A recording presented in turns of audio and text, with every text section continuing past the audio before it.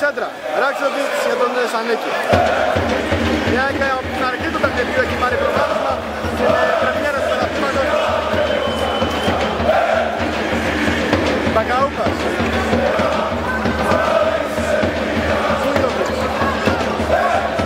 Ζούντοβιτς, πασάρει για τον Σανίκη. Αυτό είναι τον Αλβανό. Ζούντοβιτς ξανά. Ράξοβιτς, Αλβανός.